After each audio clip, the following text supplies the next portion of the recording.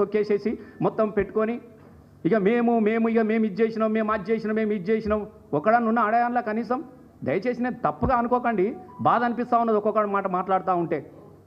వాడు ఈ భాష అంటాడు, ఒకడు ఆ భాష అంటాడు, వాడు బచ్చగాడు అంటాడు, వాడు కుక్క. ఇదా మీ సంస్కారం? ఓ పెద్ద మనుషులను పట్టుకొని మీరు ఇదా సంస్కారం అని మేము అడుగుతూ ఉన్నాం. మేము ఇలా ఒక్కొక్కటి మేము ఇప్పుడు కూడా మేము చెప్తా ఉన్నాను. ఇలా ఇదొక్కటే కాదు, తెలంగాణ ప్రతివానికి ఫ్యాషన్ అయిపోయింది. కేటీఆర్ని తిడితే పేపర్లలో వస్తుంది, హరీష్ అన్నని తిడితే పేపర్లలో వస్తుంది, కేసీఆర్ని తిడితే పేపర్లలో వస్తుంది, యూట్యూబ్లలో వస్తుంది, సెన్సేషన్ న్యూస్ వస్తుంది. గిదాని కోసమా?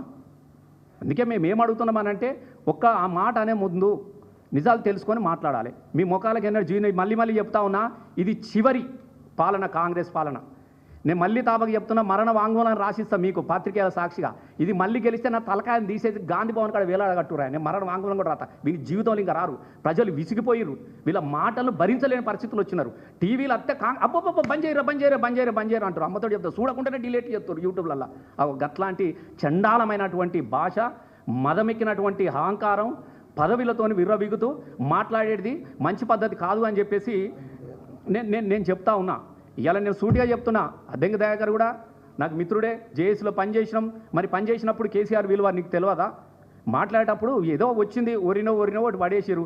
ఇంకా ఎందుకు దీని కథ?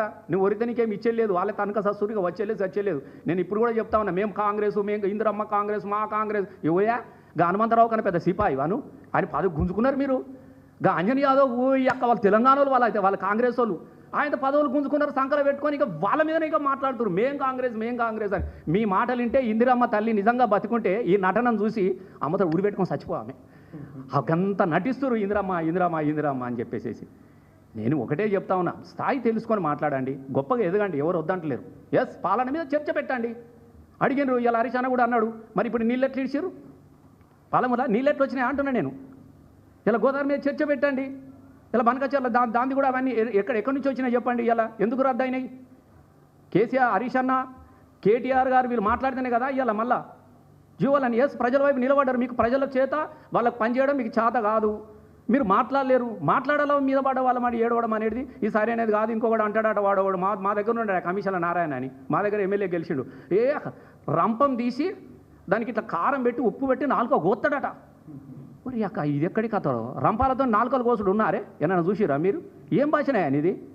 పెద్ద సిపాయిలక రంపాలతో కొయ్యారు నాయన, లందలకై తోలు తీస్తారు, తిత్తారు. ఒక కత్తి ఉంటుంది మాకు, కత్తి సీయలు కొత్తారు. దాంతో దొడ్డు కారం పెట్టి దొడ్డు ఉప్పు పోసి ఇలా నాలుకలు కాదు, మీ చర్మాన్ని తీయడానికి కోసము తోలు తిత్తి కత్తులు తీసుకొని మీ చర్మాన్ని ఒలవడానికి కోసం ప్రజలు సిద్ధంగా ఉన్నారు. జర పోయి చూడరాదు మురిసిపోతూ ఉన్నారు.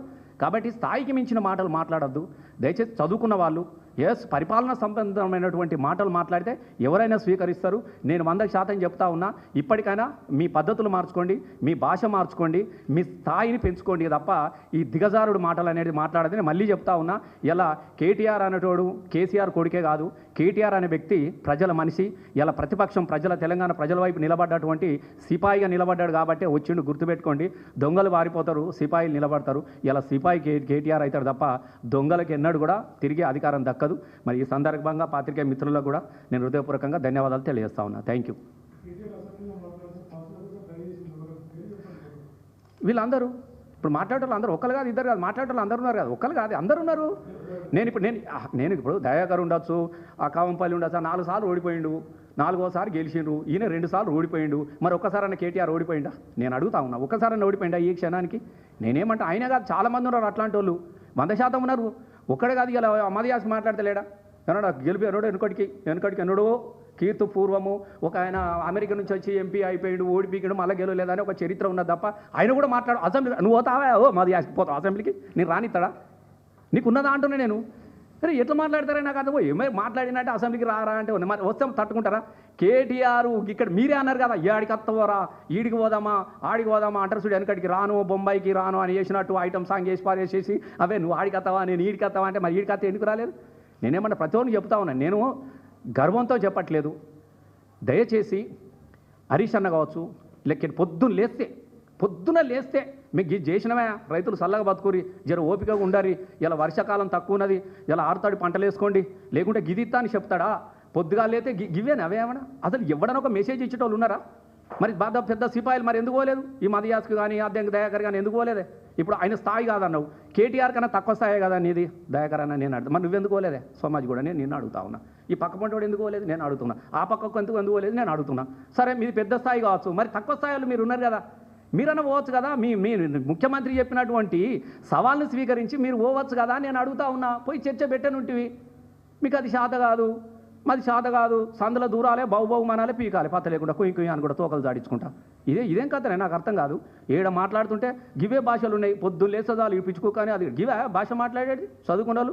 నేను మొదటిసారి మాట్లాడుతూ ఉన్నా. నేను ఇప్పుడు కూడా చెప్తా ఉన్నా, కొంతమంది వ్యక్తుల గురించి నేను ఇప్పటివరకు ఎప్పుడూ మాట్లాడలే. కానీ నాకు నేనుగా ఎవరో ప్రెస్ మీట్ పెట్టమని చెప్పి ఇక్కడికి రాలేదు. నాకు బాధ అనిపించింది. ఇలా జేఏసీ అనేది తెలంగాణ ఉద్యమం అనేది నిలబడ్డది, కలబడ్డది, తెలంగాణ రాష్ట్రాన్ని సాధించిందని అంటే ఇలా జేఏసీకి ఒక పేరు ఉన్నదంటే దట్ కేసీఆర్ గారే. నేను ఇది కూడా చెప్తా ఉన్నా. అట్లాంటి పెద్ద మనిషి మీద చాలా చిల్లర